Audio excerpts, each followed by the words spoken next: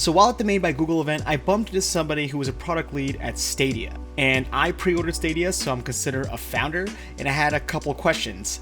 3 questions to be exact. I apologize, I did not get this guy on camera for this interview, but here are the 3 questions I asked, and here are the answers he gave me. Question number 1, FPS counter. So I'm big on computer gaming, and one thing I love to see is my FPS counter in the top left or top right corner. I like to know how many frames I'm getting. And since they're promising 60 frames per second, I asked him, will we see an FPS counter on our screens?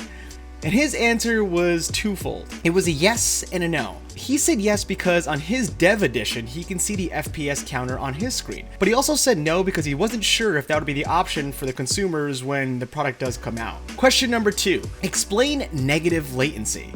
So he told me there was a lot of bad press about this negative latency and how essentially Stadia will kind of predict what your next move is. Well, some people think that it's actually playing the game for you, but it's not like that at all. We figured out a way to explain it. So you know how you sign up for Face ID and you have that circle around your face and it says to move up, right, down, left, and around, and it has all these points awaiting your face? That is essentially how negative latency works. There's kind of like a bubble around your character predicting what your next move will be. So just like Face ID, there's a bubble around predicting where your face will move, there'll be a bubble around your character, invisible obviously, that's kind of pre-rendering frames in case you go to that movement.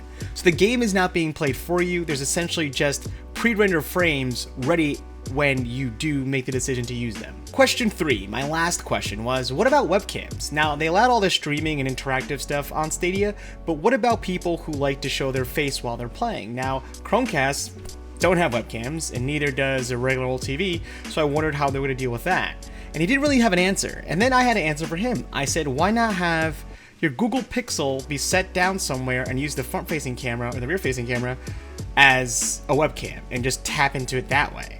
And then he kind of looked at me and says, that's not a bad idea.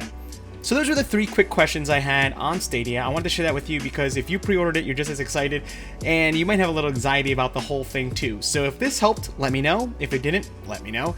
If you have any other questions, also leave them in the comments so I can try to reach out to this guy and get some more answered. This is Ken the Modern Reporter, and thanks for stopping by.